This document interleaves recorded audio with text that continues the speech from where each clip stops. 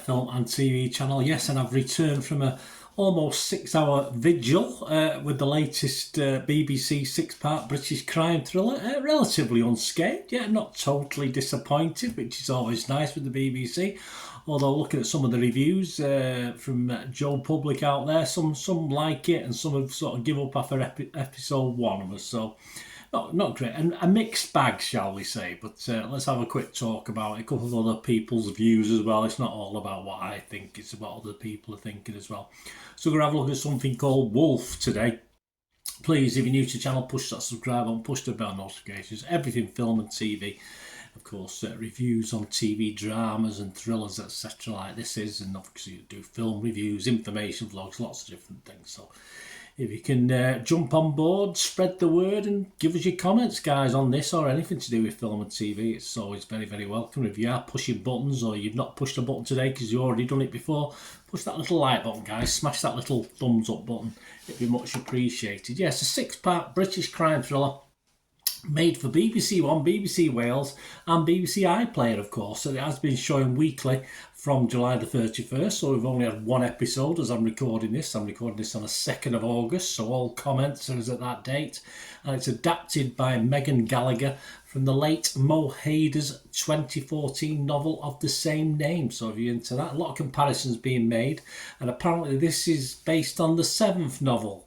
And of course, there's a lot of background in the first 6 with the characters, etc. So yeah, a bit of a puzzle, but hey, we get to grips with it. We understand it. We're all educated people. We know what we're watching.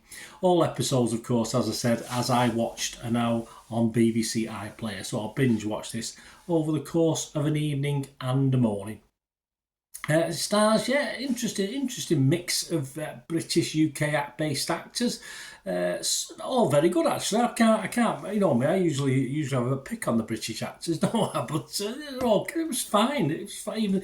Even the guys I thought I've not really liked in the past did okay. Did okay in this. We've got Ukweli Roach. We've got Ivan Riom, Sacha Darwin, Shant Rhys-Williams, Juliet Stevenson, Owen Teale and Anis Elwy are the main characters in this. And what's it about? Well, it's about D.I. Jack Caffrey. That's the guy obviously in the books we probably know a little bit more about than we do at the outset of this episode, this series.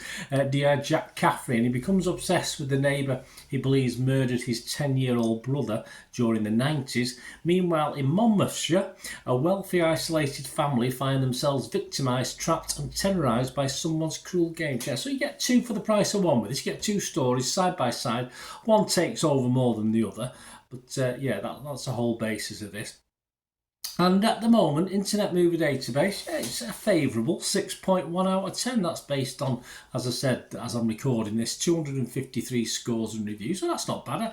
I do expect that to drop a little bit. A couple of the critics, Lucy Mangan from The Guardian, she quite liked it. She gave it 4 out of 5 and she commented, well, what is it that I have just watched? But in a positive way. She said, it's not rare that I ask myself this question. It's rare that it's not rhetorical, and even rarer that I ask it, desperately casting about for answers. You shouldn't be talking to yourself there, Lucy. Desperately casting about for answers, not like I'm doing now, after watching all 6 episodes of the series with mounting incredulity, yet growing addiction to the wildness proliferating on my screen. There you go. So addictive, but weird. The multiple convolutions of the plot keep coming right until the last minute.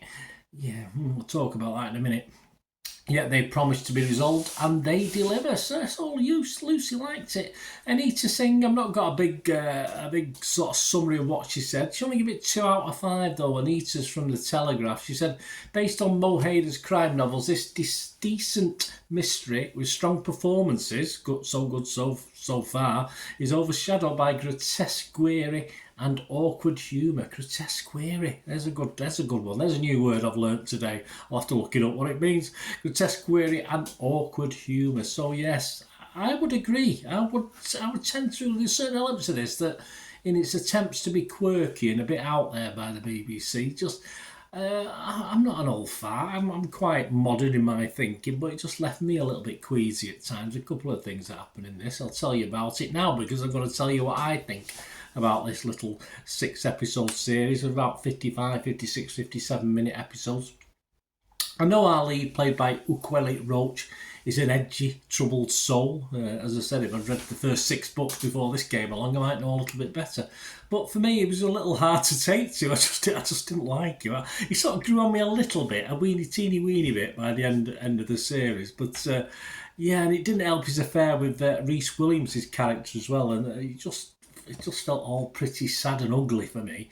That certainly didn't help old Roach's character grow on me. But he is the lead. He's quirky, he's different. He's different in his style. I mean, he's a troubled police officer. We've had many of them over the years, haven't we? So I didn't quite warm to him. Let's put it that way. I'm not saying there's plenty of other actors in this who did a good job. So I'm not going to be too critical. But I did like the quirkiness of the home invasion, which was a little bit quirky, but it just gets a little bit dull at times. And Sacha, we'll mention names again, Sacha Dalwan's evil role is sort of ruined. It's supposed to be ruined.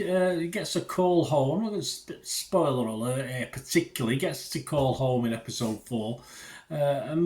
We know why he's doing it. We find out why he's doing it, which is what the plot is telling us. But again, it feels that it lets the story down, and then you sort of, the twist that comes later, you sort of expect it as long as you concentrate, and we'll get to that as well, because it is best watched perhaps with your brain turned off.